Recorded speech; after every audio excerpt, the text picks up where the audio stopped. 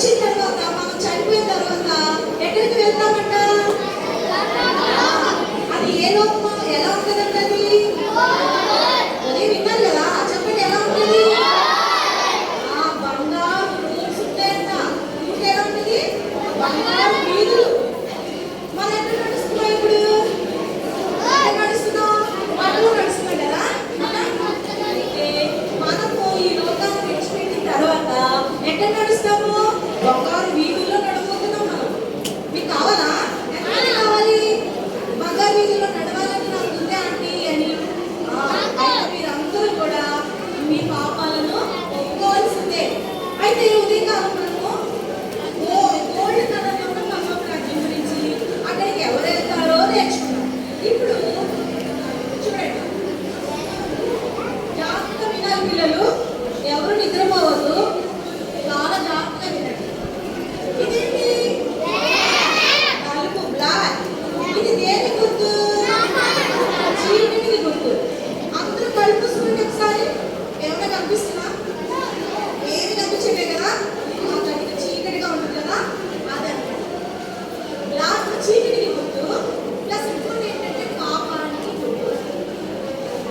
సామెతలు 4:19 ఏమవుతుందంటే, భక్తిహీనుల మార్గము గాఢాంధకారం. భక్తిహీనులు ఎవరు? దేవుణ్ణి తెలుసుకోకుండా ఉన్నవాళ్ళు భక్తిహీనులు. వాళ్ళ మార్గం ఎలా ఉంటుందంటే పిల్లలు గాఢాంధకారం, వాళ్ళు వెళ్ళిపోతారు, వాళ్ళు తెలియదట. అలాంటి చీకట్లో మరి మనం ఉండకూడదని దేవుడు కోరుకుంటున్నాడు. మరి దేవుడు ఏమైనాడు చెప్పాలి?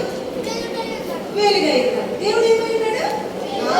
మరి వెలుగు దగ్గరికి చీకటి వస్తుందా? చెప్పాలి, వస్తుందా? మీరు రూమ్లో దాన్ని తీసుకొని లైట్ వేసారంటే వెళ్ళగానే ఏమవుతుంది? అక్కడున్న చీకటి ఉంటుందా? ఈ లోకంలో లైట్గా చీకటి పారిపోతే మరి వెలుగైన దేవుడి దగ్గరికి పాపి మానవుడు వెళ్తాడా? వెళ్తాడా? వెళ్ళడు కదా. అయితే పాపం అంటే ఏంటి? ఈ చీకటి పాపాన్ని చెప్తున్నాము. మరి పాపం అంటే ఏంటి? సకల దుర్నీతి పాపమే. దేవుడికి అయిష్టమైందంతా పాపమే. ఆజ్ఞాతిక్రమము పాపమే. తర్వాత ఇంకా చెప్పండి, అబద్ధము పాపమే. తర్వాత దొంగిలించుట పాపమే. తర్వాత ఈ అమ్మాయి కొట్టి నేనే గొప్ప, అది కూడా పాపమే. అన్ని పాపమే. ఇంతవరకు వదిలే మనం చెప్పుకోదు. అయితే అన్ని పాపమే.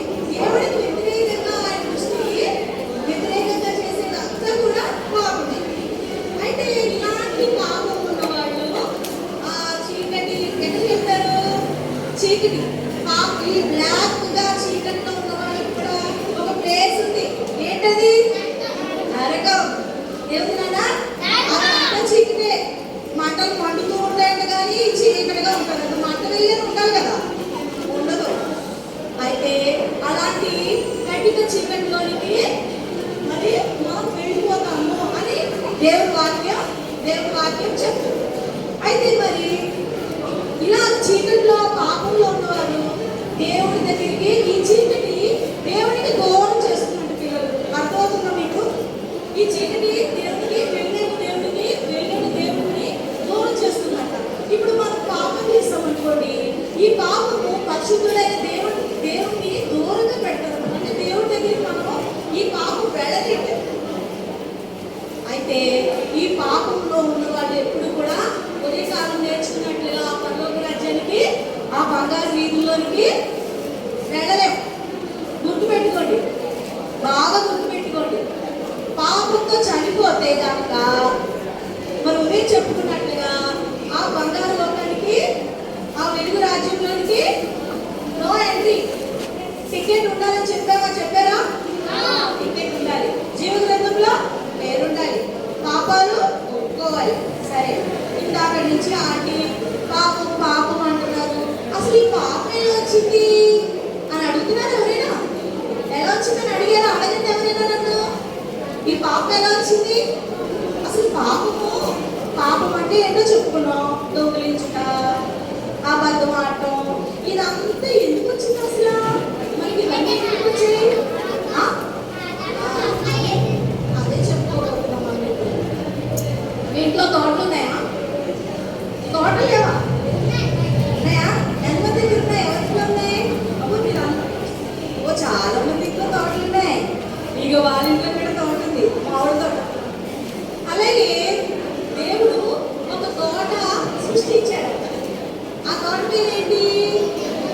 ఏదేను తోట. ఏ తోటనా? అందరూ చెప్పాలి. ఆ తోట చక్కగా ఉన్నగా నిర్మించాడట దేవుడు. ఎవరు? దేవుడు. గుర్తుపెట్టుకోండి. అయితే ఆ తోట మధ్యలో ఒక నది కూడా ఉందంట. ఏముంది? నది కూడా ఉంది. అయితే ఆ తోట అన్ని వృక్ష ఫలాలు దేవుడు సృష్టించాడంట పిల్లలు. అయితే తోట మధ్యలో జీవ వృక్ష ఫలం చెట్టుని సృష్టించాడంట. అలాగే మంచి చెడ్డ తెలివినిచ్చే వృక్ష ఫల చెట్టుని కూడా దేవుడు సృష్టించాడంట. ఎవరు వినట్లేదు? స్టోరీ ఆపేనా? తోటంతా సృష్టించిన తర్వాత అక్కడ ఏంటంటే సృష్టించాడు? మరి మంచి చెడ్డ తెలివినిచ్చే వృక్షాన్ని, జీవ వృక్షాన్ని దేవుడు సృష్టించాడంట. అయితే తర్వాత దేవుడు ఆదామును సృష్టించాడంట. ఆదామును సృష్టించి ఒక మనిషిని నేల మట్టితో తీసి అతన్ని నరుడిగా చేసి అతనికి ఆదాముని పేరు పెట్టాడంట. ఆ తోటలో ఇప్పుడు ఆ తోట ఎవరికి ఇచ్చాడు? ఆదాముకి ఇచ్చాడు. ఇచ్చి ఏం చెప్పాడు తెలుసా పిల్లలు? నువ్వు ఈ చెట్ల ఫలాలన్నీ తిను, ఈ చెట్టు ఫలాలన్నీ తిను, కానీ తోట మధ్యలో ఉన్న ఒక్క మంచి చెడ్డ తెలివించే వృక్ష ఫలాన్ని మాత్రం తినొద్దు అన్నాడట. ఇది సులువే కదా? సులువే కదా? మీ మమ్మీ 10 లడ్డూలు పెట్టింది అక్కడ. ఏమంది? 9 లడ్డూలు తినేసే, ఒక్క లడ్డు మాత్రమే వదిలేయమ్మా చెప్పింది. ఇది కష్టమా మీకు? సులువా? ఈజీ కదా? అనగా వాయిస్ చెప్పాలి. 9 తినమని మమ్మీ, ఒక్కటే వదలమని. కానీ మీరు ఇచ్చినందుకు ఏం మీద ఉంటుంది? ఆ ఒక్క మీద ఉంటుంది కదా? నమ్మని కొంచెం. అయితే అలాగా ఆదాముకి ఎవరు చెప్పారు ఇలాని? 9 మొత్తం చెట్ల ఫలాలన్నీ తినేసాయి. నిరభ్యంతరంగా తిని, కానీ ఒక్క చెట్టు ఫలం మాత్రం నువ్వు తినొద్దు. తినానా నువ్వు చచ్చిపోతావు చెప్పాడు. మీరు చావకుండానట్లు ఆ చెట్టు ఫలాన్ని తినొద్దు అని చెప్పాడట. సరే, ఒకసారి మళ్ళీ దేవుడు ఇంకోసారి ఏం చేశాడంట? ఆయన చేసిన సృష్టి ఉంటుంది కదా, ఏంటంటే చేశాడు? యానిమల్స్, ఎలిఫెంట్, జిరాఫ్, అన్నీ చేశాడు కదా. టైగరు, మంకీ అన్నీ చేశాడు కదా. వాటన్నింటినీ ఆదాము దగ్గరికి తీసుకొచ్చి వీటికి పేర్లు పెట్టు అన్నాడంట. ఏమన్నాడట? వీటికి పేర్లు పెట్టు అని చెప్పాడంట. అప్పుడు పేర్లు పెట్టే ఆశయాలు ఆయనే. నీ పేరు పెట్టారా? నీకు ఎవరు పేరు పెట్టారు? చర్చలో అంకుల్లో పెడతారు కదా. అలాగే అప్పుడు కూడా ఆదాము దగ్గరికి ఈ జంతువులన్నీ తీసుకుని వచ్చి వీటన్నిటికీ పేరు పెట్టమంటే ఆదాము దేవుడు సృష్టించిన జంతువులన్నిటికీ కూడా పేర్లు పెట్టాడంట పిల్లలు. తర్వాత మళ్ళీ ఆదాము గాఢ నిద్ర కలగజేసి అతనిలో నుండి ఒక స్త్రీ తయారు చేశాడంట పిల్లలు. అర్థమవుతుందా? అయితే ఆ స్త్రీ కూడా నువ్వే పేరు పెట్టు అన్నాడట దేవుడు. ఎవరు పేరు పెట్టుకున్నాడు? ఎవరిని? ఆదామునే పేరు పెట్టుకున్నాడట. అప్పుడు ఆదామే పెట్టాడంట ఆ స్త్రీకి. ఏమని? అవ్వా పెట్టాడంట. అవ్వా అన్నాడట. అంటే మరి మా అందరికీ ఆవిడ, స్త్రీలందరికీ ఆమె మరి తల్లి లాంటిది అనమాట. ఆమెను అవ్వా అని పిలిచాడట ఆదాము. అయితే ఒక రోజు దేవుడు సృష్టించిన వీళ్ళిద్దరు చాలా సంతోషంగా ఉన్నారు. తర్వాత ప్రతిరోజు కూడా దేవుడు వస్తున్నాడంట వాళ్ళ దగ్గరికి. సాయంత్రం పూట ప్రతిరోజు సాయంకాలము ఎవరు వస్తున్నారు?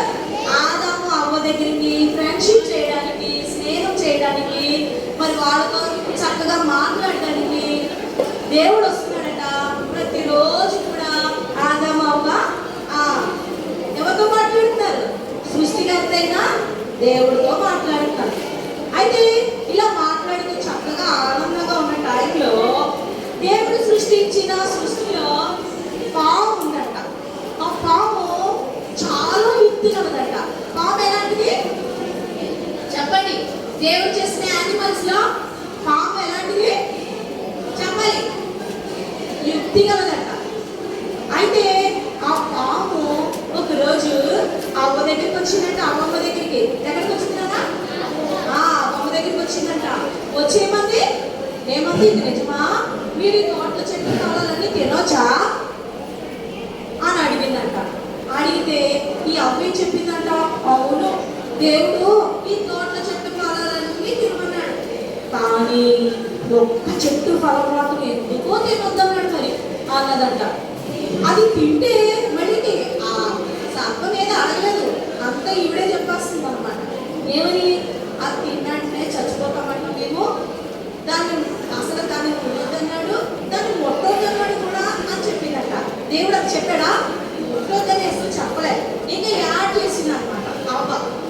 అయితే సర్పం అన్నదంట, లేదు లేదు లేదు, మీరు తిన్నంత మాత్రాన చనిపోలేమి, ఏమవుతారు, ఇంకా మీ కళ్ళు తెరవబడతాయి, మీరు దేవదూతలు అయిపోతారు, మీకు మంచి చెడ్డలు అన్నీ తెలుస్తాయి, మీరు అది తినొచ్చు అని చెప్పి సర్పం చెప్పగానే ఈ అవ్వ ఈ సాతానే సర్ప వేషంలో వచ్చాడు తను శోధించడానికి అని అవ్వ తెలుసుకోలేదు. తెలుసుకోవాలి కదా, తెలుసుకోవాలా తెలుసుకోకూడదా చెప్పాలి మీరే. ఇప్పుడు ఆ అవ్వ ఇలాగా చెప్తున్నదంటే ఎవరికను ఈ సర్పం వచ్చి ఏంటి ఇలా నాకు చెప్తుంది, అది తినొచ్చు చెప్తుంది, దేవుడైతే తినొద్దని చెప్పాడు, తినడం నేను చచ్చిపోతానని చెప్పాడు, ఈ సర్పం ఏంటి తినేయచ్చు చెప్తుంది అని ఒక నిమిషం ఆగిందా? ప్రతిరోజు దేవుడు వస్తున్నాడు కదా వాళ్ళతో మాట్లాడడానికి, ఓలే ఈరోజు ఎలాగో సాయంత్రం దేవుడు వస్తాడు కదా, నేను అడిగి మరి దేవుడా మరి ఈ సర్పం వచ్చి ఈరోజు మరి అలా చెప్పింది, తినొచ్చా తినకూడదా అని ఏమైనా చూడండి కనబడుతుందా? తినొచ్చా తినకూడదా అని ఏమీ అడగలేదు పిల్లలు. అడగకుండానే ఏం చేసింది, వెంటనే ఈ సర్పము చెప్పిన వెంటనే ఏం చేసింది, అబ్బా అది చూడడానికి చాలా అందంగా ఉందంట. ఎలా ఉందంట ఆ ఫ్రూట్? చూడడానికి చాలా రమణీయంగా ఉందంట, సుందరంగా ఉందంట. తినేసి చూడండి, తిన్న తర్వాత ఏమైందంటే అప్పుడే ఎక్కడో పని చేసుకుంటున్నాడు ఎవరు? ఆదాము. అతను వచ్చేసరికి అతను కూడా ఇచ్చిందంట. చూడండి అతను కూడా తింటున్నాడా లేదా? తినేస్తున్నాడా? ఆదాము కూడా తినేస్తున్నాడు. అయితే మరి ఆదాము కూడా బుద్ధి ఉండాలి కదా, ఏముండాలి మరి? అతను ఏమనుకోవాలి, అరే అమ్మా మరి అతను ఆ సర్పం మీద వచ్చి చెప్పి ఇస్తుంటే మనకి దేవుడు ఉన్నాడు కదా, ప్రతిరోజు దేవుడు వస్తున్నాడు కదా, మనం అతనితో మాట్లాడుతున్నాం కదా, ఒక మాట అతను అడిగి అప్పుడు మనం తిన్నాం కదా, అది మంచిదో కాదో, తినొచ్చో తినకూడదో ఆల్రెడీ చెప్పాడు కదా దేవుడు, తినకూడదని చెప్పాడు కదా, మనం ఎందుకు తినాలి, మనం దేవుడిని అడిగి తిన్నాం కదా అని అనాలి కదా ఆదాము. అట్లా అనలేదట. అనకుండా అవ్వ ఇవ్వగానే చక్కగా అతను కూడా తినేసిన తర్వాత చూడండి, అయితే తినేసిన తర్వాత వాడికి వెంటనే వాడి పనులు చెప్పింది కదా సాతాను మోసం చేయడానికి సర్పం రూపంలో వచ్చాడు కదా సాతాను. ఇప్పుడు వాళ్ళు తినగానే కళ్ళు తెరవబడ్డాయి, వాళ్ళకి వెంటనే సిగ్గు తెలిసింది. అప్పుడు ఏం చేస్తారంటే వాళ్ళు అంజూరు ఆకులు వాళ్ళు కచ్చడాలుగా పుట్టుకుని వెంటనే వాళ్ళ యొక్క బాడీని కప్పడానికి కచ్చడాలు తయారు చేసుకుని ఈ ఆదామో చెట్టుచాటికి ఈ అవ్వో చెట్టుచాటికి వెళ్ళిపోయారు. వెళ్ళిపోతే ఎప్పట్లాగే ఎవరు వస్తున్నారు రోజు? చెప్పండి, ఏసే కాదు, చెప్పండి కరెక్ట్గా చెప్పండి. ఎవరు వస్తున్నారు? దేవుడు వస్తున్నాడు. సాతానా మీరు ఫోన్ చేశారు కదా, నిద్ర వస్తుందా? అందరూ నా వైపు చూడండి.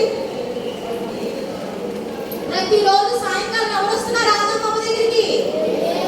దేవుడు వస్తున్నాడు. వచ్చి ఎప్పటిలాగానే వచ్చాడమ్మా. వస్తే పిలుస్తున్నాడు, ఆదామా ఎక్కడున్నామంటే మేము దాక్కున్నాము అన్నాడట. ఏమన్నాడట? దాక్కున్నాము అన్నాడంట. ఈ సంగతి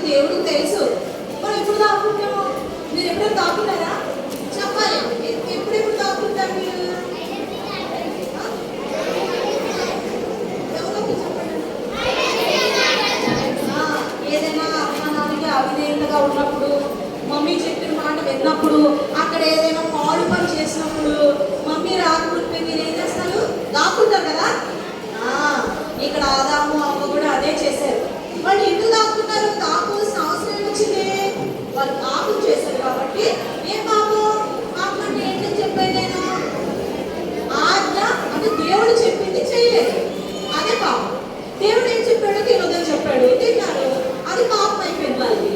ఇప్పుడు దాక్కుంటారు, పాపం చేసి ఏం చేస్తారు కదా? దాక్కుంటారు. దాక్కుంటా ఉంటే అప్పుడు దేవుడు చెప్పాడు. అప్పుడు దేవుడికి అర్థమైపోయి అన్నాడు, నేను తినొద్దన్న పండు తిన్నారా మీరు అంటే, అప్పుడు మీరు అక్క మీద చెల్లి, చెల్లి మీద అక్క, ఒకరి మీద ఒకరు మీరు చెప్పుకుంటారు కదా, అది అక్క చేసింది నేను కాదు చెల్లి చేసింది అంటారు కదా. అలాగే ఆదాం ఏం చేశాడు తెలుసా? ఇదిగో నువ్వు నాకు ఇచ్చిన ఈ స్త్రీ ఇచ్చింది, నేను తినేసాను అన్నాడంట.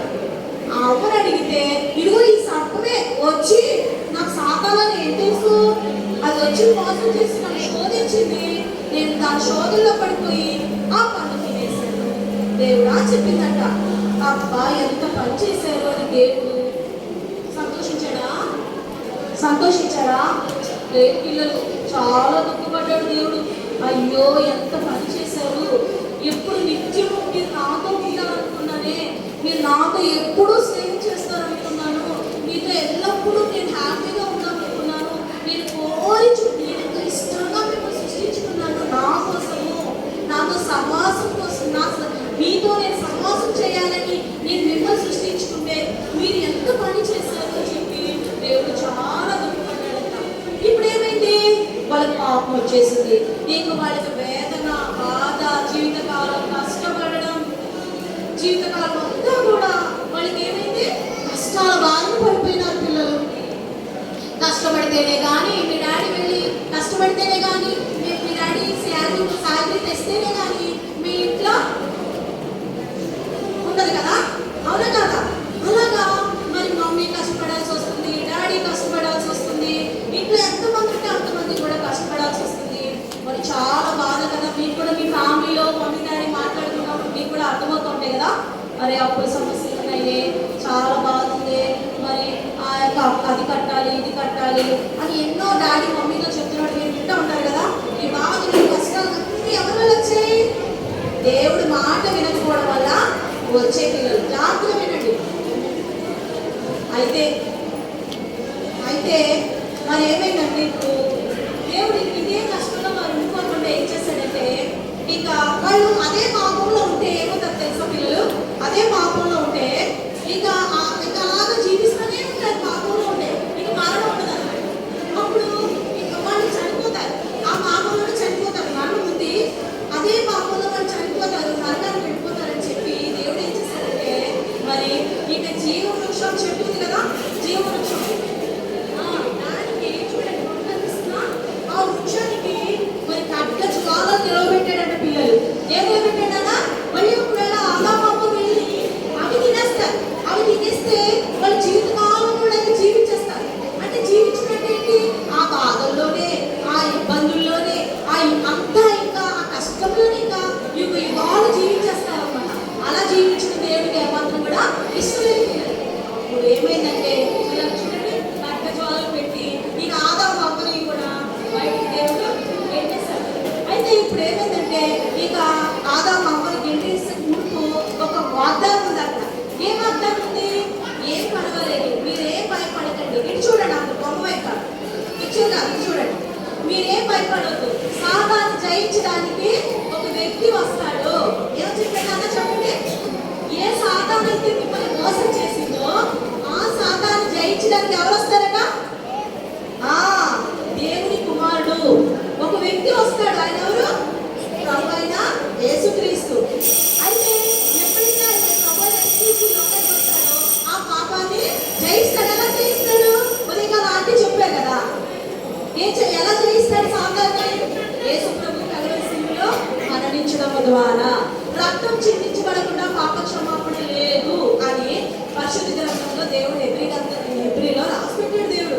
అయితే నీకు రక్తం చిందిస్తేనే దేవుడు దేవుడైన తండ్రి కుమారుడు ఈ లోకానికి వచ్చి ఆయన రక్తం చిందిస్తేనే మన పాపం పోతుందట. మనం నేర్చుకుంటాం కదా, పాపం ఉంటే మనకి ఏముంది?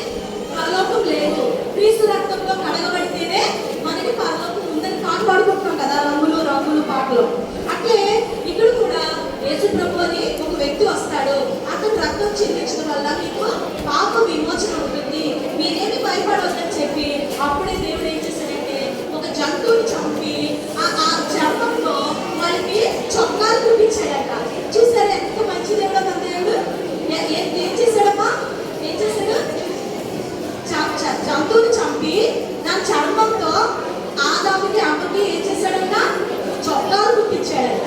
అలాగా దేవుడు అప్పుడు ఎలాగైతే ఆదాము అమ్మకి చొక్కాలు చర్మం ఒక జంతువు చనిపోతేనే కానీ ఆ యొక్క చర్మం రాలేదు. ఆ చర్మం ఎలాగైతే ఒక జంతువు చనిపోకపోతే ఆ చర్మం రాలేదో ఇప్పుడు యేసు ప్రభు కూడా చనిపోకపోతే మనకు విమోచన లేదు. ఆయన కూడా కల్వరి శిలువలో ఆయన ప్రాణం పెట్టి మరణించి సమాధి చేయబడి తిరిగి లేచిన ద్వారా మనకి ఏముంది చెప్పాలి? మనకి పాప క్షమాపణ. అంటే ఇప్పుడు పిల్లలు జాగ్రత్తగా వినాలి. ఇప్పుడు మీరు ఏం చేయాలి? ఈ పదేంటి వాయిస్ ఇలా చూడండి. ఇప్పుడు ఏం చేయాలి మీరు? యేసయ్యా నీవు నా కొరకు కల్వరి శిలువలో మరణించినావు, నీ ప్రాణం అర్పించావు. అప్పుడు ఆదాము అమ్మకి ఎలాగైతే ఒక జంతువుని చంపి వాళ్ళకి చొక్కాలు కుట్టించబడిందో ఇప్పుడు నీవు చనిపోతేనే కానీ నాకు రక్షణ వస్తువులను రాలేదు. కాబట్టి యేసయ్యా నా పాపాలు నేను ఒప్పుకుంటాను. నేను నా తల్లి గర్భంలో ఉండే పాపంతో వచ్చాను. ఎక్కడుంది మాట? దావీదు అనే ఒక భక్తుడు ఉన్నాడు. ఆయన ఏమన్నాడు? తల్లి గర్భంలో నుంచే నేను పాపంతో వచ్చాను అన్నాడు. కాబట్టి ఇప్పుడు ఏ ఆదాము అమ్మల పాపం వచ్చిందో ఇప్పుడు ఒక మనిషి ద్వారా పాపం ఎలా వచ్చిందో యేసు ప్రభు ద్వారా మనకి నిత్య జీవం వచ్చింది. ఎవరి ద్వారా పాపం వచ్చింది చెప్పండి? ఆదాము అమ్మ ద్వారా పాపం వచ్చింది. మళ్ళా ప్రభు యేసు క్రీస్తు మన కొరకు మరణించిన ద్వారా మనకు పరలోకానికి మార్గం ఏర్పడింది. ఇప్పుడు మన మధ్య మనం ఏం చేయాలి? మన పాపాన్ని మనం ఒప్పుకోవాలి. ఒప్పుకుంటే ఎక్కడికి వెళ్తాం చెప్పండి? ఎక్కడికి వెళ్తామన్నా? ఆ పరలోక రాజ్యానికి మనం వెళ్ళగలం. కాబట్టి మరి యోహాను సువార్త 1:12 ఏముందంటే ఎందరూ నన్ను అంగీకరిస్తారో వారందరూ కూడా నా పిల్లలు అవడానికి వారికి అధికారం ఇస్తాను అన్నాడు. మరి మీరు ఆయన పిల్లలు అవుతారా? నేను అయ్యాను, నా ఆంటీ వాళ్ళందరూ కూడా యేసయ్య బిడ్డలు అయిపోయారు. ఇప్పుడు మేమందరం కూడా ఈ లోకాన్ని విడిచిపెడితే ఎక్కడున్నాం? పరలోక రాజ్యంలో ఉంటాం. మరి మీరు ఉండాలనుకున్నా ఉండాలి కదా? మాట్లాడండి. మీ పరలోక రాజ్యంలో వెళ్ళాలని ఉందా లేదా? ఇప్పుడు మీరు ఏం చేయాలి? మోకరించి మీ కొరికే ఈ వీకెండ్స్ ఏర్పాటు చేయబడింది. మరి ప్రతి సంవత్సరం వస్తున్నారు, వెళ్తున్నారు. ఇంకా చిన్న పిల్లలే కదా, నాకు ఇంకా టైం ఉందిలే అని అనుకోవద్దు. చాలా మంది చిన్న బిడ్డలే చనిపోతున్నారు, ఈ లోకాన్ని విడిచిపెడుతున్నారు. కాబట్టి పిల్లలు జాగ్రత్తగా మరి మీ చిన్న వయసులోనే సృష్టికర్తైన దేవుడు తెలుసుకొని నా పాపం కొరికే నా ప్రభు రక్తం కార్చాడని మీరు మోకరించి దేవుని సన్నిధిలో మీ పాపాలు ఒప్పుకుంటే మిమ్మల్ని ఆయన తన గుండెలకు హత్తుకుంటాడు. ఆయన చేతులు మీ తల మీద వేసి మిమ్మల్ని దీవించి మిమ్మల్ని ఆయన బిడ్డలుగా చేసుకుంటాడు. అలా ఉండడానికి మీరు మరి దేవుని సన్నిధిలో మీ వ్యక్తిగతంగా మీరు ప్రార్థన చేసుకోవాలి. ప్రతిదినం ప్రార్థన చేసుకొని మరి సండే స్కూల్కి క్రమంగా వెళ్తే దేవుడు మాట్లాడతాడు. ఒక సమయంలో ఆయన బిడ్డగా మిమ్మల్ని చేసుకుంటాడు. కాబట్టి మీరందరూ మోకరించండి. ఒక్కసారి కంటత వాక్యము మనం నేర్చుకుందాం. ఆదాము అమ్మ చేసినటువంటి పాపము మనం చేయకూడదు. వాళ్ళు అవినీతి చూపించినట్టుగా మీ తల్లిదండ్రులకు మీరు ఎప్పుడు కూడా అవినీతి చూపించొద్దు.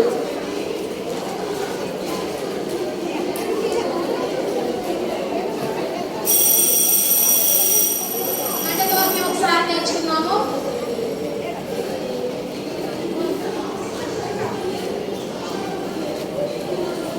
ఒకసారి కంటత వాక్యం నేర్చుకుందాము. అలాగే మోకాళ్ళ మీద చెప్పండి. ఏ భేదము లేదు,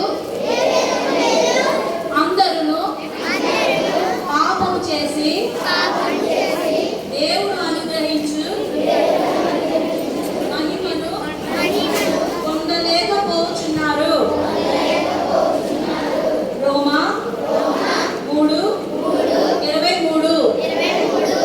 అలాగే మోకరించండి. కళ్ళు ఎవరు తెరవద్దు. మీ మనసులో ప్రార్థన చేసుకోండి. యేసయ్యా నాకు ఈ VBS వచ్చావు, నేను నా తల్లి గర్భంలోనే పాపంతో పుట్టాను, నా పాపంలోనే క్షమించండి. నా కొరకు కల్వరి శిలువలో రక్తాన్ని కార్చావు, వ్యాధులు పడ్డావు, శ్రమ పడ్డావు, 3 మేకుల మీద వేలాడావు, నేను పొందవలసిన శిక్షను పొందావు. అవ్వా నన్ను క్షమించు, నా పాపములను కడుగు. నన్ను నీ బిడ్డగా అంగీకరించు అని మనసులోనే ప్రార్థన చేస్తాడు. ఎంతో శ్రమ పడ్డాడు దేవుడు. ఆయన ఏకైక కుమారుని, ఆయన సొంత కుమారుని కొనిపించాడు. నా ప్రియమైనది నీ పరిశుద్ధ నామాన్ని బట్టి వందనాలు స్తోత్రాలు చెల్లిస్తున్నాను. దేవా, పాపం ఎలా వచ్చిందో ఆయన బిడ్డలకు మాకు మీరు తెలియచేసినందుకే వందనాలు. ఆ పాపం నుండి మేము ఎలా తప్పించుకోవాలి? ఆదాము ద్వారా వచ్చిన పాపం దేవా, ఆ పాపంలోనే మరణిస్తే నిత్య నరకం ఉంది ప్రభు. ఆ చీకటి లోకానికి మేము వెళ్ళకూడదని ప్రభు అతన్ని నీ ఏకైక కుమారుని ఈ లోకానికి పంపించావు. ఆయన కలువరి శిలువలో కాచిన రక్తం ప్రభు, మేము నరకంలో పొందవలసిన శిక్ష మా స్థానంలో ప్రభు మేము పొంది ఉన్నాం. తండ్రి, ఎవరి ద్వారా పాపం వచ్చిందో నా తండ్రి, ఆ పాపము మాకు సంక్రమించింది కాబట్టి ఆ పాపం పోగొట్టడానికి నువ్వు వచ్చావనే సత్యాన్ని మేము తెలుసుకొని మా హృదయాన్నిచ్చి ప్రభు ఆ బంగారు లోకంలో ఆ నిత్య రాజ్యంలోనికి మేము వారసులు ఉన్నట్టు, ఆ వెలుగు రాజ్యంలో యుగాలు ఉన్నట్లుగా మమ్మల్ని మా బిడ్డలకు మీరే సిద్ధపరచండి. ఇక్కడ ఎవరికైతే ప్రభు ఆయన ఇంకా ప్రతి సంవత్సరము మీరు వేసుకొస్తూ ప్రతి ఆదివారం సండే స్కూల్కి వస్తూ నిర్లక్ష్యంగా ఉంటున్నారు. ఇటు చిన్న బిడ్డలు మీరు మీ సొంత సమీప దర్శించి మీ బిడ్డలుగా చేసుకోవాలని ప్రార్థిస్తూ ఈ కొద్ది దీన ప్రార్థన మా ప్రభు రక్షకుడైన యేసుక్రీస్తున్నాము ఈ బిడ్డలు మీ హస్తాలకు అప్పగించుకుంటున్నాం తండ్రి. మీరే సహాయం చేయండి. యేసయ్య గారి నామమున ప్రార్థించి స్తుతించి అడిగి వేడుకుంటున్నాం తండ్రి. ఆమేన్.